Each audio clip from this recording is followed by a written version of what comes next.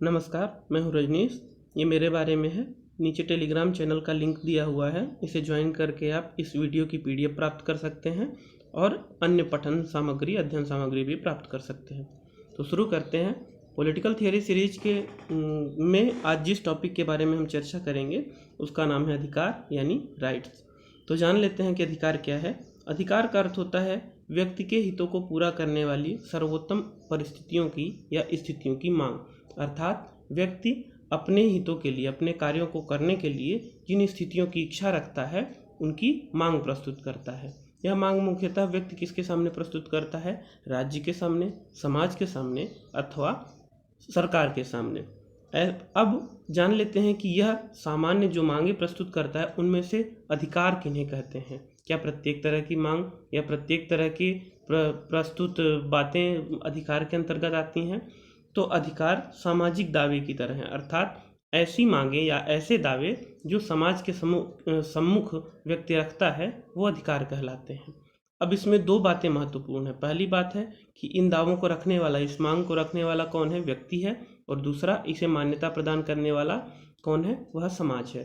अर्थात अधिकार व्यक्ति से संबंधित होते हैं और समाज है जो कि उन्हें मान्यता प्रदान करता है या प्रदान करता है। अधिकार के बारे में दो महत्वपूर्ण बातें, व्यक्ति से संबंधित अधिकार और समाज द्वारा प्रदान किए गए। दूसरी बात है कि अधिकार समाज के द्वारा मिलते हैं, राज्य के द्वारा नहीं। राज्य केवल उन्हें मान्यता प्रदान करते हैं कि कौन से अधिकार वास्तविक रूप में अधिकार हैं। अर्थात समाज उन्हें प्रदान करता है, समाज द्वारा प्रदत्त हैं अधिकार, और राज्य उन्हें उनकी वैधानिकता पर, उनके सत्यता पर की पुष्टि करता है। एक अन्य बात, सरकारें भी अधिकारों को प्रदान नहीं करती, बल्कि सरकारें भी अधिकारों को संरक्षण प्रदान करती हैं। वो केवल अधिकारों को बचा के रखती हैं, किसी व्यक्ति के अधिकार का हनन न हो, इस बात का ख्याल रखती हैं। तो यह महत्वपूर्ण है कि राज्य अथवा सरकारें अधिकार नहीं प्रदान करती, बल्कि अधिकार समाज के द्वारा प्रदान किए जाते हैं। अब जब अधिकार समाज के द्वारा प्रदान किए जाएंगे तो यह भी जान लीजिए कि कोई भी ऐसा अधिकार नहीं हो सकता जो समाज के विरुद्ध हो। यह इसी से जुड़ी हुई बात है कि ऐसे अधिकारों की कल्पना नहीं की जा सकती, ऐसे अधिकारों को मान्यता समाज कभी प्रदान नहीं करेगा जो समाज के विरुद्ध हो। तो इससे जुड़ी हुई तीसरी बात, अधिकार से जुड़ी हुई तीसरी बात यह है कि अधिकार समाज विरुद्ध नहीं हो सकते। अब मैंने पहली ही लाइन में कहा था कि अधिकार व्यक्ति के सर्वोत्तम हितों की पूर्ति के लिए दिए जाते हैं। तो जब व्यक्ति के सर्वोत्तम हितों की पूर्ति के लिए अधिकार दिए जाते हैं तो इसी से छुपी हुई एक अन्य बात सामने आती है कि कोई अधिकार ऐसे नहीं हो सकते जो कि व्यक्ति के हितों के विरुद्ध हो। अब व्यक्ति के हितों के विरुद्ध और समाज के हितों के विरुद्ध को उदाहरण पूर्वक समझ सकते हैं। समाज के हितों के विरुद्ध का मतलब हुआ ऐसे अधिकार जो कि समाज को ही तोड़ने का प्रयास करे, अर्थात व्यक्ति को समाज से अलग हो जाने का अधिकार, समाज के प्रति उसके कोई कर्तव्य न रहे, समाज के प्रति उसकी कोई जवाबदेही न रहे, मतलब एक असामाजिक प्राणी बनने का अधिकार व्यक्ति को समाज कभी प्रदान नहीं करेगा, अथवा समाज के अन्य सदस्यों को कष्ट पहुंचाने का अधिकार समाज कभी प्रदान नहीं करेगा, समाज को विखंडित कर देने का अधिकार समाज कभी प्रदान नहीं करेगा। उसी तरह व्यक्ति के सर्वोत्तम हितों की पूर्ति के लिए जब अधिकार दिए जाते हैं तो व्यक्ति के हितों के विरुद्ध कोई भी अधिकार समाज नहीं देगा। क्यों? जैसे कि व्यक्ति अगर आत्महत्या करना चाहे तो उसे स्वयं के जीवन को नष्ट करने का अधिकार समाज के द्वारा नहीं दिया जाएगा। तो ये बातें महत्वपूर्ण हैं कि समाज और व्यक्ति के हितों के विरुद्ध अधिकार नहीं दिए जाएंगे। अब ये भी बात समझ लेने योग्य है कि प्रत्येक दावे अधिकार नहीं होते। हम समाज के समक्ष बहुत सारी मांगे प्रस्तुत करते हैं, लेकिन उन सभी मांगों को मान लिया जाए और अधिकार में तब्दील कर दिया जाए ऐसा आवश्यक नहीं। कुछ दावे ऐसे होते हैं जिन्हें मान्यता प्राप्त नहीं होती है, वो खोखले दावे होते हैं, और उन खोखले दावों को, उन आधारहीन मांगों को समाज मान्यता नहीं प्रदान करता, तो वो अधिकार नहीं बन पाते हैं। एक अन्य बात कि अधिकार दावे हैं, शक्तियां नहीं। यह हमेशा जानना होगा कि प्रत्येक अधिकार एक मांग की तरह है, एक दावे की तरह है। हम अधिकार के लिए अपना क्लेम करते हैं कि हमें अधिकार समाज प्रदान करे। यह शक्तियां नहीं है। शक्ति और अधिकार में क्या अंतर है कि शक्तियां जो हैं व्यक्ति के साथ जुड़ी हुई हैं। आपकी जो क्षमताएं हैं, शारीरिक क्षमताएं, बौद्धिक क्षमताएं, वह आपके शरीर के साथ जुड़ी हुई हैं। उनके लिए आप किसी भी तरह से दूसरों से उन्हें प्राप्त नहीं करते, जबकि वो प्राकृतिक रूप से आपको मिली हुई हैं। जबकि अधिकार जो हैं वो आपको आपके शरीर से जुड़ी हुई नहीं है, आपके प्राकृतिक रूप से आपको नहीं प्राप्त है, बल्कि समाज द्वारा प्रदान की हुई है। तो यह बात ध्यान रखने योग्य है कि अधिकार दावे हैं, शक्तियां नहीं। उन्हें समाज ने प्रदान किया है अथवा समाज उन्हें ले भी सकता है। समाज यहाँ पर अधिकार, विशेषाधिकार अथवा प्राधिकार में अंतर करना भी आवश्यक है। अब अधिकार और विशेषाधिकार में क्या अंतर है? अधिकार का मतलब होता है कि यह प्रत्येक व्यक्ति को प्राप्त होता है, मानव मात्र को प्राप्त होता है अधिकार। जो अधिकार समाज में रहने वाले प्रत्येक सदस्य को मिलते हैं वो अधिकार कहलाते हैं। और विशेषाधिकार प्रत्येक व्यक्ति को नहीं बल्कि कुछ व्यक्तियों को मिलते हैं। जैसे कभी धार्मिक वरिष्ठ जनों को मिलते हैं, कभी कुलीन वर्ग को मिलते हैं, कभी अभिजात वर्ग को, जमींदारों को, सामंतों को, उच्च जातियों को। अलग अलग समय में अधिकार अलग अलग लोगों को जो मिले रहे वो विशेषाधिकार थे, प्राधिकार थे। यह सार्वत्रिक नहीं होता, मतलब सब जगह नहीं होता। जबकि जो अधिकार है वह सार्वत्रिक होता है, वो सबके पास होता है। वो आम आदमी के पास भी रहेगा, किसी बड़े अधिकारी के पास भी रहेगा, वह किसी बड़े नेता अथवा किसी बड़े अमीर के पास भी रहेगा। मतलब समाज के प्रत्येक वर्ग, प्रत्येक व्यक्ति के पास जो शक्तियां हैं, जो अधिकार हैं, वो अधिकार कहलाएंगे। विशेषाधिकार केवल कुछ लोगों के पास रहे, सीमित संख्या में रहे। अधिकार जो है लोकतंत्र की अभिव्यक्ति करते हैं, अर्थात जनता का शासन, जनता के प्रति उत्तरदायित्व। और विशेषाधिकार कुलीनों अथवा राजतंत्र की अभिव्यक्ति करते हैं, वह लोकतंत्र में नहीं पाए जाते। तो इस तरह से अधिकार और विशेषाधिकार में अंतर जान लेना अनिवार्य है। अधिकार समाज की परिस्थितियों से जुड़े हैं और समाज के साथ बदलते रहते हैं। अब यह समझ लेना होगा कि कोई अगर अधिकारों का एक सार्वभौमिक या सर्वकालिक एक लिस्ट बनानी हो, सूची तैयार करनी हो, तो संभव नहीं होगा। क्यों? क्योंकि जैसे जैसे समाज की परिस्थितियां बदलती हैं वैसे वैसे अधिकारों की सूची भी बदलती जाती है, अधिकारों के गुण बदलते जाते हैं, अधिकारों की आवश्यकता बदलती जाती है।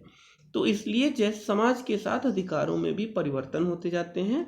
इसलिए कोई अधिकार अभी है, संभव है वो कल नहीं होगा, या जो अधिकार पूर्व में थे, प्राचीन काल में थे, वो वर्तमान में नहीं होंगे या भविष्य में नहीं होंगे। तो इस तरह से कोई भी अधिकार ये समाज की परिस्थितियों से जुड़े हुए हैं और वो समाज के साथ बदलते रहते हैं। अब अधिकारों के विभिन्न स्वरूप जो हैं, अर्थात अधिकारों के विषय में जो अलग अलग सिद्धांत प्रचलित हैं, उनके बारे में हम चर्चा कर लेते हैं। तो पहला है प्राकृतिक अधिकारों का सिद्धांत। आपको याद होगा कि मैंने प्राकृतिक अधिकारों के सिद्धांत के विषय में बताया था कि जो समझौतावादी थे, हॉब्स, लॉक और रूसो, इन लोगों ने प्राकृतिक अवस्था का वर्णन किया था। और हॉब्स, लॉक, रूसो की जो प्राकृतिक अवस्था थी उसमें कुछ अधिकारों की चर्चा उन्होंने की थी। लॉक ने उसे विशेष रूप से स्पष्ट किया और बताया कि प्राकृतिक अवस्था में जब राज्य नहीं था, समाज नहीं था, उस समय भी व्यक्तियों के पास कुछ अधिकार थे। वो अधिकार थे जीवन, स्वतंत्रता और संपत्ति का अधिकार। तो यह व्यवस्था, ये जो सिद्धांत इन्होंने दिया, उससे यह प्रकट होता है कि अधिकार प्रकृति द्वारा प्रदत्त हैं, और जब प्रकृति द्वारा प्रदत्त हैं तो प्रकृति ही उन्हें छीन सकती है। अर्थात न तो अधिकार राज्य द्वारा मिले हैं और न ही राज्य उन्हें छीन सकता है। अधिकार प्रकृति द्वारा मिले हैं, इसलिए प्रकृति ही उन्हें छीन सकती है। अर्थात अधिकार नहीं छीने जा सकते। प्रकृति क्यों छीनेगी? इसका मतलब है कि अधिकार नहीं छीने जा सकते। कौन से अधिकार? जीवन का अधिकार, स्वतंत्रता का अधिकार और संपत्ति का अधिकार। इसके अलावा यह भी पता इससे चलता है कि अधिकार व्यक्ति को मिले हैं और उस समय समाज आवश्यक नहीं था। तो इस तरह यह भी पता चलता है कि अधिकार प्राप्त करने के लिए समाज की मान्यता नहीं बल्कि व्यक्ति का होना आवश्यक है। तो इस तरह से, और यह भी पता चलता है कि समाज और राज्य से पूर्व भी अधिकार उपस्थित थे, उपलब्ध थे। तो प्राकृतिक अधिकारों के सिद्धांत से संबंधित यह कुछ बातें हैं। अब इन बातों का कुछ लोगों ने विरोध किया। जैसे यह कहा कि ये जो प्राकृतिक अधिकार का सिद्धांत है यह एक काल्पनिक अवधारणा है। ऐसे कोई समाज की अवस्था की कल्पना की ही नहीं जा सकती, अथवा वो व्यवहार में नहीं हो सकता जिसमें कि कोई राज्य ना हो, समाज ना हो, फिर भी अधिकार मिले हों। और अगर ऐसे अधिकार हैं भी तो यह राज्य और समाज से पूर्व इन अधिकारों को कौन बचाता था, उनका संरक्षण कौन करता था, उसका पालन कौन करवाता था, कौन बताता था कि यह अधिकार सही है और इनका पालन करो, इसके पीछे दंड की शक्ति है। आज के अगर व्यवहारिक परिप्रेक्ष्य में हम देखें तो कोई भी दंड के व्यवस्था के बिना, न्यायपालिका की व्यवस्था के बिना अधिकारों का संरक्षण मुश्किल है। ऐसी स्थिति में ऐसा कोई राज्य, ऐसी कोई व्यवस्था जहाँ की राज्य न हो, समाज न हो, केवल अधिकार मिले हों और वो बचे भी रहें, यह बहुत ही मुश्किल बात है, काल्पनिक बात ही हो सकती है, व्यवहार में ऐसा नहीं हो सकता। तो अधिकारों के जो प्राकृतिक सिद्धांत हैं वह इस बारे में बताते हैं कि प्रकृति के द्वारा ये अधिकार प्रदत्त किए गए हैं और इनके आलोचकों ने इस बात की आलोचना की है, इसे काल्पनिक बताया है, असत्य बताया है। अधिकारों का अगला सिद्धांत है विधिक सिद्धांत। इसमें बेंथम, हेगल और ऑस्टिन ये कुछ पुरोधा हैं जो कि अधिकारों के विधिक सिद्धांत में विश्वास रखते हैं। विधिक सिद्धांत को मानने वालों में यह मान्यता है कि अधिकार विधि द्वारा प्राप्त होते हैं। विधि यानी कानून के द्वारा, अर्थात कानून ही अधिकारों को प्रदान करता है। और कानून कौन बनाता है? राज्य में बनते हैं। तो इस तरह से राज्य ही अधिकारों को बनाता है, उनको परिभाषित करता है, निर्धारित करता है और प्रदान करता है। अब जो मैंने पहले बताई थी राज्य समाज की अवधारणा कि समाज के दावे हैं, तो इन विधिक सिद्धांतवादियों ने क्या कहा कि नहीं, अधिकार समाज के नहीं बल्कि राज्य द्वारा दिए जाते हैं। कैसे दिए जाते हैं? विधि बनाकर, कानून बनाकर। लेकिन इसके अलावा ये भी कहते हैं कि अगर विधि का स्वरूप बदल जाता है तो अधिकार भी बदल जाते हैं। अर्थात अगर कानून बदल गया तो अधिकारों में भी बदलाव संभव है, कानून के द्वारा अधिकार बदले जा सकते हैं। समझौतावादियों ने या कि प्राकृतिक अधिकारवादियों ने क्या कहा? उन्होंने कहा कि ये प्रकृति द्वारा मिले हैं, इन्हें कोई नहीं बदल सकता, कोई नहीं छीन सकता। विधिक अधिकारवादियों ने क्या कहा कि इसे राज्य कानून बना करके बदल सकता है। अब इनकी भी कुछ आलोचनाएं हुई। इनकी क्या आलोचनाएं हैं? पहली तो आलोचना यही है कि अगर राज्य अथवा सरकार अपने जनता को या नागरिकों को कानून बना करके अधिकार प्रदान करती है तो अर्थात राज्य सरकार जब चाहे अपनी मर्जी से उसे बदल सकती है। तो इस तरह से अधिकार तो कानून की हाथ का खिलौना हो जाएंगे, सरकारों के हाथों का खिलौना हो जाएंगे और कोई भी अधिकार सार्वभौमिक या सर्वकालिक नहीं रहेगा। उसे जब चाहे जो सरकार चाहे वो बदल सकती है। तो इस तरह से इसका ये आलोचना की गई। साथ में ये भी आलोचना की गई अगर सरकार निरंकुश हो गई तो फिर अधिकारों की रक्षा कौन करेगा? तो वो सारे अधिकारों को स्थगित कर देगी, खत्म कर देगी। तो विधिक सिद्धांतवादियों ने हालांकि प्राकृतिक अधिकारों के सिद्धांत को चुनौती दी, लेकिन इनकी भी आलोचना हुई और इनके सामने भी चुनौती प्रस्तुत की गई। अब इसके बाद आते हैं ऐतिहासिक सिद्धांत। अधिकारों का जो ऐतिहासिक सिद्धांत है इसे परंपरावादी सिद्धांत भी कहते हैं। कैसे? ये एडमंड बर्ग जो रूढ़िवादी विचारधारा के थे, उन्होंने इस सिद्धांत की वकालत की, उन्होंने इस सिद्धांत के बारे में चर्चा की। रूढ़िवादी विचारधारा का मतलब होता है ऐसे लोग जो प्रथाओं परंपराओं में ज़्यादा विश्वास करते हैं। ठीक, तो यहाँ पर राजनीतिक सिद्धांत में जो एडमंड बर्ग है उन्हें प्रथाओं परंपराओं पर उन्होंने ज़्यादा जोर दिया। उनका मानना है कि अधिकार न तो राज्य द्वारा मिलते हैं न तो प्रकृति के द्वारा, बल्कि ये प्रथाओं और परंपराओं से जन्म लेते हैं। कैसे? उन्होंने बताया कि जब हम कोई एक काम लगातार प्रैक्टिस में करते रहते हैं तो कुछ सालों बाद वह हमारी आदत बन जाती है और कुछ सालों बाद वो आदत परंपरा बन जाती है। तो इस तरह से हमारी जो परंपरा है उसे ही समाज में अथवा राज्य में मान्यता मिल जाती है। हमारी जो आदत है जो धीरे धीरे परंपरा बन गई है, उसी परंपरा अथवा प्रथा को समाज या राज्य द्वारा मान्यता मिल जाती है और वही अधिकार मिल जाते हैं, बन जाते हैं। ऐसे में अधिकारों का जो ऐतिहासिक सिद्धांत है उसने विधिक अधिकार और प्राकृतिक अधिकार सिद्धांत, दोनों सिद्धांतों का विरोध किया और कहा कि न तो अधिकार कानून द्वारा मिलते हैं न ही प्रकृति द्वारा मिलते हैं, बल्कि अधिकार मिलते हैं परंपरा प्रथा के द्वारा, जो कई सालों में धीरे धीरे विकसित होती है जनता की इच्छा के अनुसार, उनकी आवश्यकता के अनुसार। वैसे तो यह परंपराएं, प्रथाएं, परंपरा और प्रथा का जो सिद्धांत है बहुत ही महत्वपूर्ण है, क्योंकि ऐसे में निरंकुशता और अधिकारों के प्रति जो राज्य का नियंत्रण है वह सीमित किया जा सकेगा। क्योंकि धीरे धीरे जो परंपराएं विकसित होती हैं वो व्यक्ति के अथवा समाज के लोगों के हित में होती हैं, उनकी आवश्यकताओं के अनुरूप विकसित होती हैं। तो यह एक अधिकारों का एक मान्य परिभाषा हो सकती है, किंतु इसमें भी कुछ कमियां हैं। जैसे कुछ ऐसी परंपराएं भी विकसित हो जाती हैं जो समाज के लिए महत्वपूर्ण नहीं होती, समाज के लिए अनुपयोगी होती हैं अथवा समाज के लिए परेशानी भरी हो जाती हैं। जैसे सती प्रथा धीरे धीरे विकसित हुई लेकिन समाज के लिए बुराई के रूप में प्रकट हुई, अथवा जाति प्रथा। तो इस तरह की जो व्यवस्थाएं हैं, ये व्यवस्थाएं धीरे धीरे विकसित होती हैं लेकिन समाज के लिए नुकसानदेह होती हैं। तो केवल व्यवस्थाओं परंपराओं के द्वारा ही अधिकार मिलते हैं यह कहना गलत होगा, क्योंकि व्यवस्थाओं में जो भी परंपरा अथवा प्रथा से जो अधिकार निकलते हैं, कभी कभी वह समाज के लिए नुकसानदेह भी हो जाते हैं। और आवश्यक नहीं कि प्रत्येक अधिकार, प्रत्येक तरह की परंपराएं अधिकार बन ही जाएं। तो यह कुछ बातें हैं जो कि अधिकारों के ऐतिहासिक सिद्धांत के लिए आलोचना के स्वरूप प्रस्तुत की गई। अधिकारों का एक अन्य सिद्धांत है समाज कल्याण का सिद्धांत। अब समाज कल्याण के सिद्धांत के लोगों ने कहा कि अधिकार वो ही सही हैं अथवा उन्हें ही मान्यता प्रदान करनी चाहिए जो समाज के कल्याण के लिए हैं। अर्थात समाज का कल्याण यहाँ पे महत्वपूर्ण है और वही कार्य, वही अधिकार मान्य होने चाहिए जो समाज के लिए हितकर हों। अब यह अधिकार यह भी कहता है कि प्रत्येक तरह के दावे अधिकार नहीं बन सकते, वही दावे अधिकार बनेंगे जो कि समाज के हित में हो। तो ऐसे तो यह परिभाषा बहुत सही है, किंतु इसकी भी आलोचना में कुछ बातें कही जा सकती हैं, जैसे कि वास्तव में जो समाज कल्याण है उसका निर्धारण, परिभाषित उसको कौन करता है? सरकारें करती हैं, राज्य करता है। तो जो समाज कल्याण की परिभाषा है वो राज्य देगा, सरकारें देंगी। तो समाज कल्याण के नाम पर सरकारें अपने मन की मर्जी भी चला सकती हैं और समाज कल्याण के नाम पर अधिकारों को सीमित भी किया जा सकता है। आप देखते ही हैं, स्वतंत्रता को कई जगह सीमित किया जाता है सदाचार अथवा लोक व्यवस्था के नाम पर। कभी कभी वो सही भी होता है, कभी कभी वो सही नहीं भी होता है। तो इस तरह से समाज कल्याण की परिभाषा तो महत्वपूर्ण है, किंतु इसमें भी अपनी कुछ कमियां हैं। अब अधिकारों का एक अन्य सिद्धांत है मार्क्सवादी सिद्धांत। अधिकारों के मार्क्सवादी सिद्धांत कार्ल मार्क्स के विचारों से जन्म लेता है। इन्होंने अधिकारों के लिए वर्ग आधारित व्याख्या की। वर्ग आधारित व्याख्या का मतलब है, इन्होंने कहा कि समाज में दो तरह के वर्ग होते हैं, एक जो कि शोषण करता है, दूसरा जो शोषित होता है अथवा जिसका शोषण किया जाता है।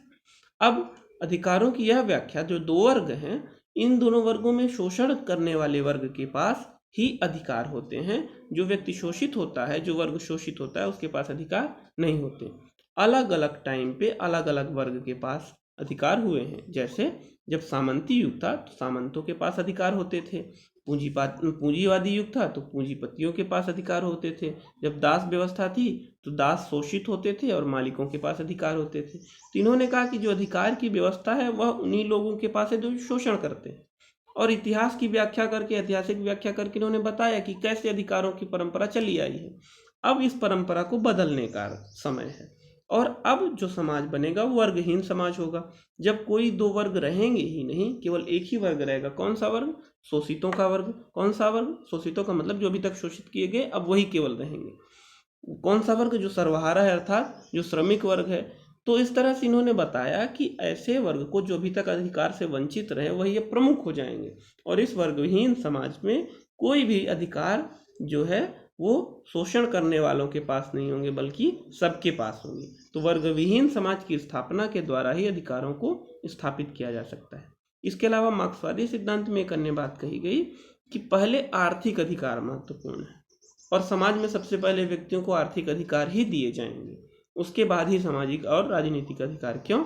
क्योंकि आर्थिक स्थिति के द्वारा ही व्यक्ति की सामाजिक और राजनीतिक स्थिति का निर्धारण होता है। कुछ हद तक मार्क्स की यह बात सही भी है। आप समाज में देख सकते हैं कि जो व्यक्ति गरीब है, भले वह जाति से उच्च हो अथवा वह राजनीतिक रूप से कितना भी जागरूक हो, किंतु धन के अभाव में वह व्यक्ति समाज में सहभागिता नहीं कर पाता।